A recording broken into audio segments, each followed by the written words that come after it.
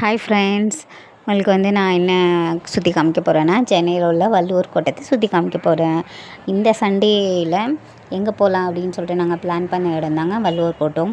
வள்ளுவர் கோட்டம் சென்னையில் உள்ள ஒரு ஃபேமஸான ஒரு பிளேஸ்ன்னு கூட சொல்லலாம்.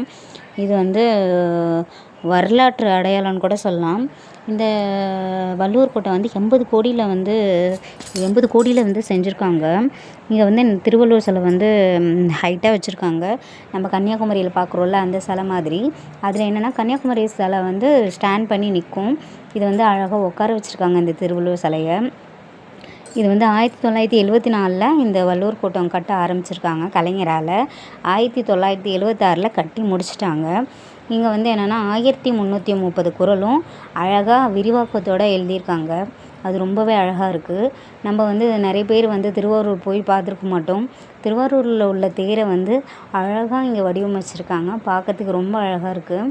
குழந்தைங்களோட போய் சுற்றி பார்க்குறதுக்கு நம்மளுக்கு ஒரு நல்ல இடம்னு சொல்லலாம்.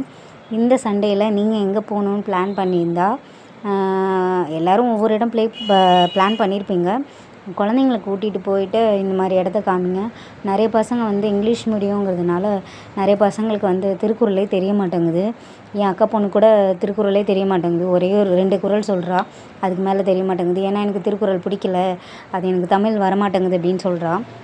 அவளுக்கு இந்த மாதிரி இடம்லாம் கூட்டிகிட்டு போய் காமிச்சா அதோட அர்த்தம் அதெல்லாம் பார்க்கும்போது ரொம்ப இன்ட்ரெஸ்ட்டாக இருக்கும். இவ்வளோ குறள் எழுதியிருக்காங்க. இது கூட மீனிங் படிக்கும்போது நம்மளுக்கே என்னென்னா ஸ்கூல் டைமில் நிறைய குறள் படிச்சிருப்போம். நம்மளுக்கே சில குறள்கள் தெரியாது. இங்கே பார்க்கும்போது இந்த குறள் நம்ம புக்கில் வந்திருக்கே அப்படின்னு சொல்லிட்டு நம்ம ரிமைண்ட் பண்ணி பார்ப்போம். ரொம்ப நல்லா இருந்தது. குழந்தைங்கள கூட்டிகிட்டு போய் கண்டிப்பாக காட்டுங்க. இந்த மாதிரி இடம்லாம் ரொம்ப பார்க்க வேண்டிய ஒரு விஷயம். ஏன்னா நம்மளுக்கு சென்னையில் அழகாக வள்ளுவர் கோட்டத்தில் இப்படி ஒரு அழகான இடத்த நம்மளுக்கு கட்டி கொடுத்துருக்காரு கலைஞர்.